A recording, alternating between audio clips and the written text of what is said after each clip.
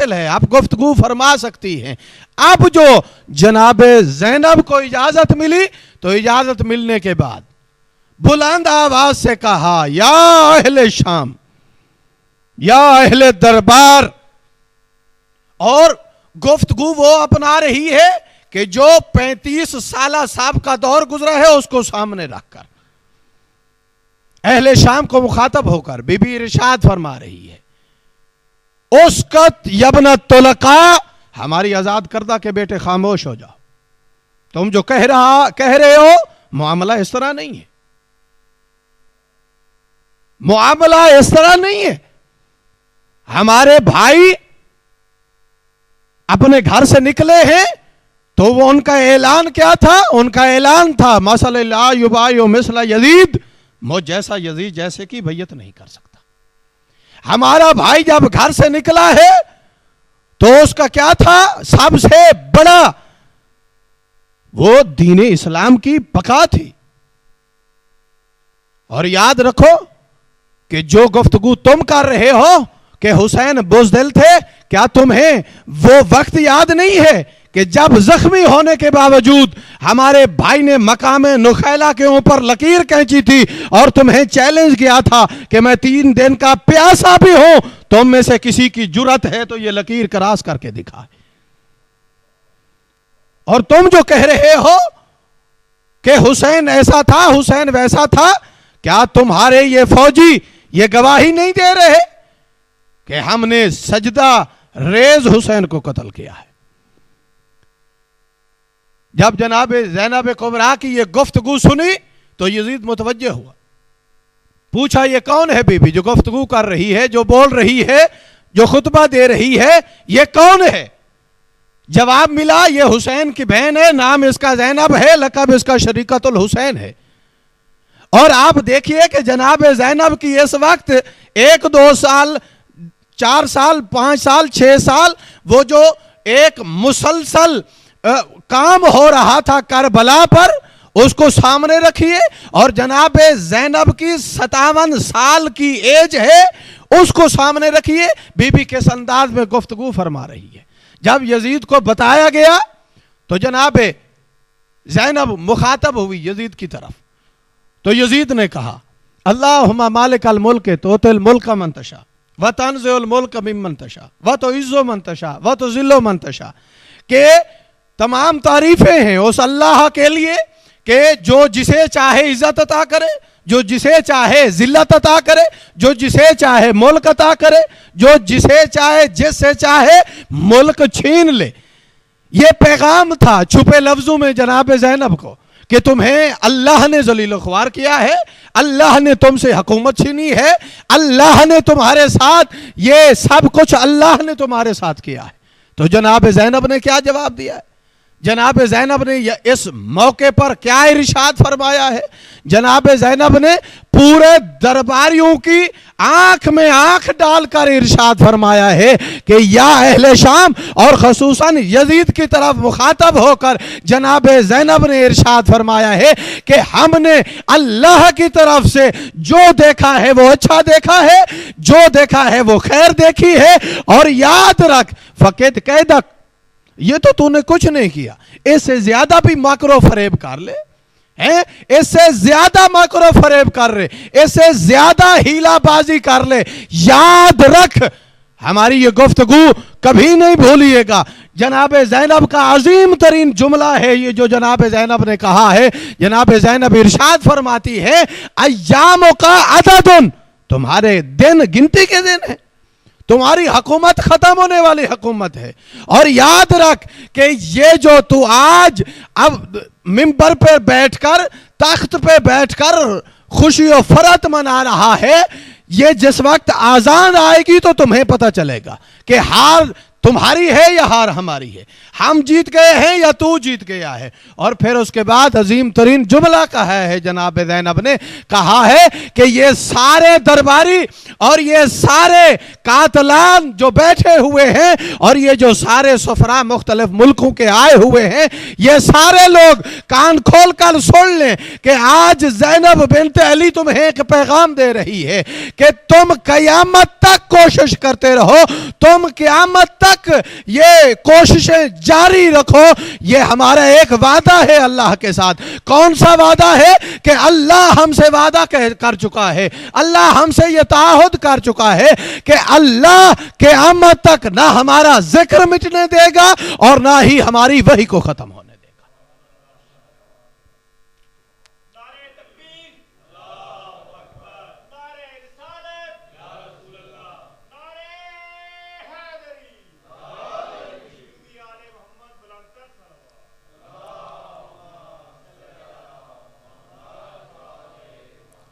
تو عزیزان محترم، عزاداری نہ رسم ہے اور نہ بزم ہے. عزاداری ایک رزم ہے. ہماری قوم جو مسلسل ایک قومے میں چل رہی ہے, اس قومے سے ہم نے نکالنا ہے اسے. اور یہ جو خطبات ہیں یہ لوریاں سنانے کے لیے نہیں ہیں, یہ خطبات ضمیر کو جھنجھوڑنے کے لیے ہیں کہ متوجہ ہو یہ اس بات کی طرف کہ 1400 سال پہلے شریعت الحسین نے جس عزاداری کی بنیاد رکھی تھی, اس بنیاد رکھنے کی مین وجہ کیا تھی؟ ایک اوپن یونیورسٹی کا انعقاد تھا, تاکہ آپ جہاں پر بھی بیٹھو, جس جگہ پر بھی بیٹھو, تو تم ہماری عزاداری کے ذریعے لوگوں تک توحید پہنچاؤ, لوگوں تک ہماری امامت و ولایت پہنچاؤ, لوگوں کو ہماری عصمت بتاؤ. یہ جو عزاداری بنیاد رکھی گئی ہے اس کی مین وجہ یہی ہے. اور یہ جو جناب زینب کے خطبات ہیں, آپ سمجھیں کہ پہلی مجلس جناب زینب نے بازار کوفہ میں پڑھی ہے, اور دوسری مجلس دربار کوفہ میں پڑھی ہے, اور تیسری مجلس بازار شام میں پڑھی ہے, اور چوتھی مجلس دربار یزید میں پڑھی ہے. یہ ساری امام حسین کی مجالس تھیں, یہ ساری امام حسین کا پیغامات تھیں جو جناب شریعت الحسین ایک اپنے انداز میں ہم تک پہنچا رہی تھی. اور یاد رکھیے کہ جب ہم عزاداری میں آتے ہیں, اور عزاداری میں آنا ضروری ہے, کیوں ضروری ہے؟ گھر میں بیٹھ کر سیڑھیوں سے مجلس سن لینا یہ کافی نہیں ہے, یہ کافی نہیں ہے. کیونکہ جو ڈائریکٹ اللہ کی طرف سے انعامات, اللہ کی طرف سے جو کرامات, اللہ کی طرف سے جو شفقتیں اور مہربانیاں, اللہ کی طرف سے جو رحمتیں مجلس حسین میں عزاداری کے درمیان نازل ہوتی ہیں, وہ سیڑھی پر نازل نہیں ہوتی.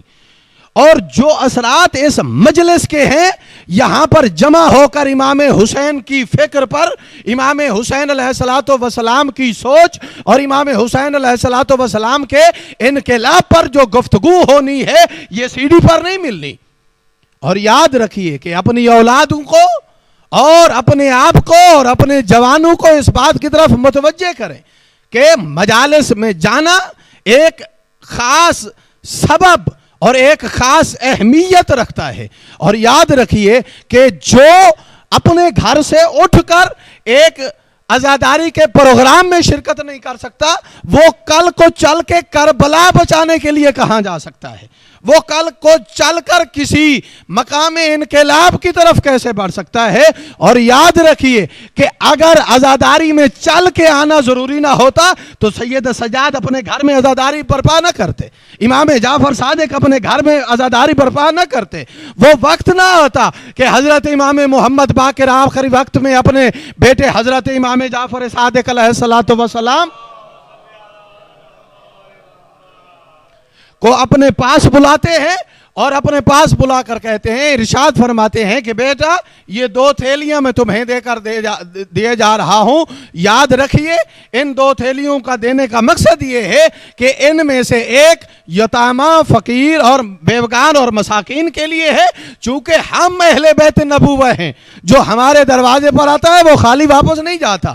ہم اہل بیت نبوہ معدن الرسالہ ہیں, ہمارے در پہ جو سوالی آتا ہے اس کو خالی نہیں بھیجنا, یہ ان کی مدد کرنی ہے, بیوگان کی, مسکینان کی اور یتیموں کی مدد کرنی ہے. اور جو دوسری تھیلی دے کر جا رہا ہوں, یاد رکھیے کہ جب پوری دنیا سے لوگ میدان مینا میں ہمارے دادا ابراہیم کی قربانی کو یاد رکھ رہے ہوں, ہمارے دادا ابراہیم کی قربانی پر عمل کر رہے ہوں, سنت کو یاد کر رہے ہوں, ہوں تو وہاں پر ہمارے دادا حسین کی قربانی کو بھی فراموش نہ کیجیے گا.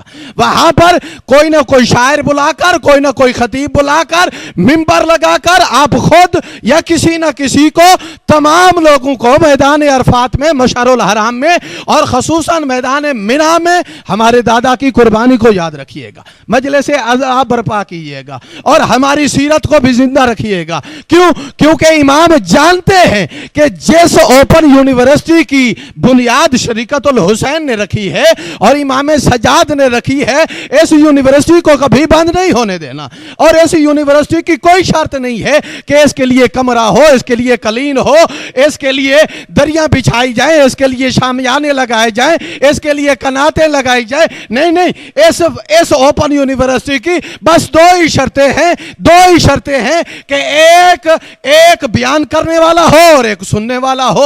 اور بیان کس چیز کو کرنا ہے؟ حسینیت کو کرنا ہے, کیونکہ اسلام وجود کے لحاظ سے رسول اسلام کا مرہون منت ہے اور اسلام بقا کے لحاظ سے حسین ابن علی کا مرہون ہے.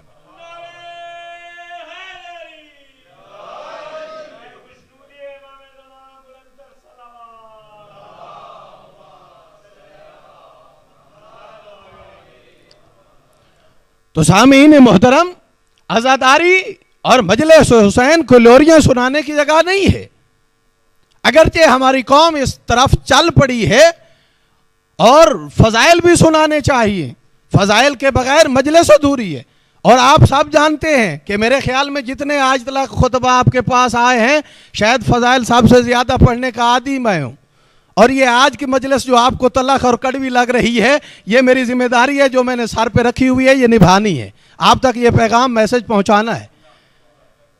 تو صاحبان محترم, عزاداری فضائل کے علاوہ ادھوری ہے. فضائل ہم نے پڑھنے ہیں اور آپ کو پتہ ہے کہ فضائل کی مجلس کا میرا انداز بھی ڈیفرنٹ ہوتا ہے اور فضائل ضروری ہے. اور یاد رکھیے کہ یہ جو ہم آپ کو فضائل سناتے ہیں یہ واہ واہ کے لیے نہیں سناتے, یہ تو ولایت اور علی ابن ابی طالب کی قسمت میں واہ واہ ہے.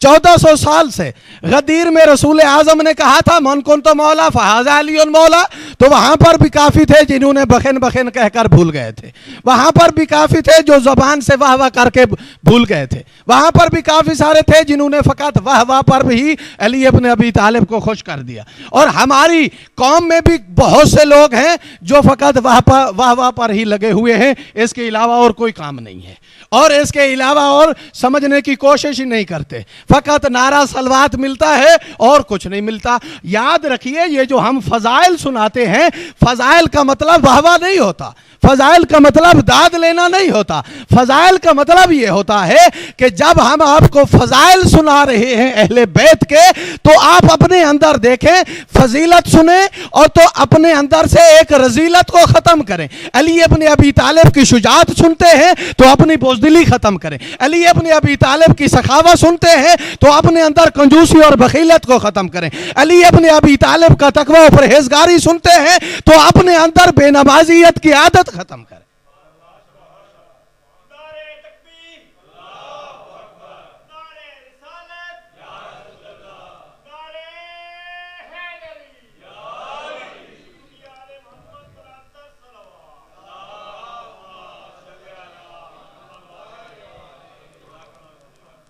فضائل کا مطلب کیا ہوتا ہے کہ اپنے ائمہ کے فضائل سن کر خوش بھی ہوں اور ساتھ اپنے اندر دیکھیں کہ یہ رذائل میرے اندر تو نہیں موجود. اگر اندر موجود ہے تو زبان سے واہ واہ کرنے کا فائدہ ہی نہیں ہے, وہ تو جھوٹ ہے. واہ واہ عمل کے ساتھ ہوتی ہے, واہ واہ زبان کے ساتھ نہیں ہوتی. جب آپ عمل کریں گے ان فضائل پر تو آپ کو پھر لطف آئے گا کہ امیر ممکنات مالک اشتر کو اتنا بڑا عہدہ کیوں دے رہے ہیں, اتنا بڑا عہدہ دے رہے ہیں کہ آپ کی سوچ اور آپ کے تصور اور تخیل سے بھی اوپر ہے. کتنا بڑا عہدہ دیا ہے. جب ہاجر پوچھ رہی ہے مالک اشتر سے وادی کلزم میں کہ مالک اشتر رات کا اتنا ٹائم ہو گیا آپ سوئے نہیں, سپہر میں رات داخل ہو گئی ہے آپ کو نیند نہیں آئی. کہا علی ابن ابی طالب کی مسجد کوفہ میں محراب مسجد میں بیٹھ کر رونے کی آواز سن رہا ہوں. بیٹھا مصر میں وادی کلثوم میں ہے، اپنی زوجہ محترمہ کو کہہ رہے ہیں کہ میں مسجد کوفہ میں علی ابن ابی طالب کا محراب مسجد میں بیٹھ کر رونا، اس کی آواز سن رہا ہوں۔ کتنی عشق علی ہے، کتنی مودت ہے علی ابن ابی طالب سے۔ اور جب علی سے پوچھا جاتا ہے کہ مالک کے بارے میں کچھ ارشاد فرمائیے، تو کیا ارشاد فرماتے ہیں کہ مالک مجھ سے وہی نسبت رکھتا ہے جو میں علی رسول خدا سے نسبت رکھتا ہوں۔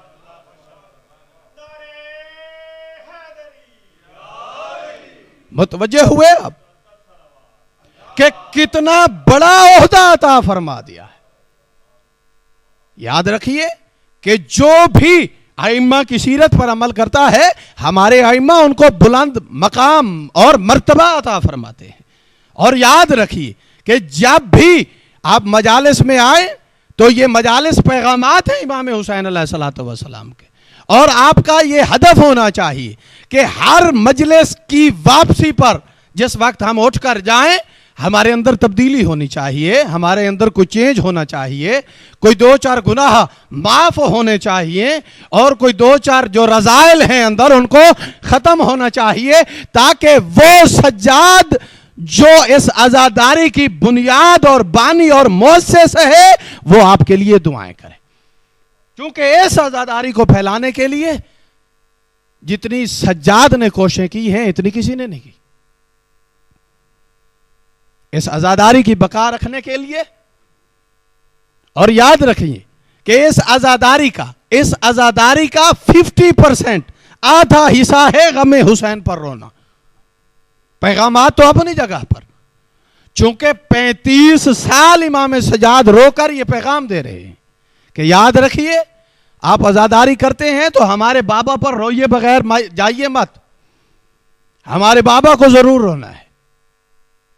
اور جب پوچھا جاتا ہے کہ مولا آپ کسی لحاظ سے کسی بھی طریقے سے کوئی بھی انداز، کیا کوئی ایسی صورتحال ہے ممکن ہے کہ آپ کا یہ رونا بند ہو جائے، تو سید سجاد کا رونا بڑھ جاتا ہے۔ ارشاد فرماتے ہیں منحال جب رونا بند کرتا ہوں تو مجھے کھلے سر بازار میں پھوپھیاں نظر آتی ہیں، مجھے ننگے سر بازار میں بہنیں نظر آتی ہیں، مجھے سکینہ کے بین سنائی دینے لگتے ہیں۔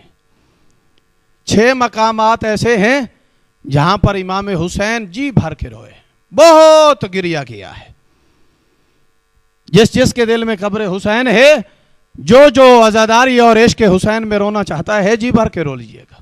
6 مقامات ایسے ہیں جہاں پر امام حسین جی بھر کے روئے ہیں۔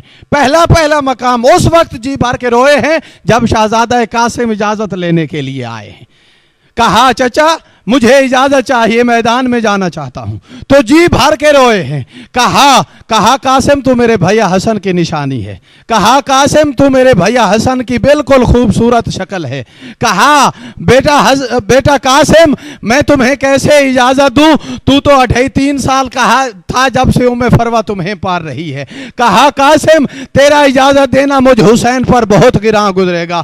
بہت جی بھر کے روئے ہیں، اور پھر کہا کیف تری الموت، موت کو تو کیسے دیکھتا ہے، تو جواب دیتے ہیں اہلا مل الاصل، چچا شاہد سے بھی زیادہ میٹھی جانتا ہوں موت کو۔ تو جناب امام حسین نے گلے سے لگایا، بہت روئے، دیر تک روتے رہے، رو کر ارشاد فرمایا قاسم تمہیں اجازت دوں تو مجھے بھیا حسن یاد آ رہا ہے۔ اور دوسرا مقام جہاں پر امام حسین بہت جی بھر کے روئے ہیں، وہ جناب علی اکبر نے جس وقت کہا ہے نا کہ بابا جان پیاس نے العطش قد قتلنی، پیاس نے مجھے مار مکایا ہے، اکبر میں جنگ کرنے کی سکت نہیں رہی، تو مولا حسین نے کہا ادخل لسانک فی فیا، بیٹا اکبر اپنی زبان میری زبان میں میرے منہ میں داخل کرو۔ جناب जनाब अकबर ने अपनी जबान जनाब हुसैन के मुंह में रखी, जल्दी से खींच ली।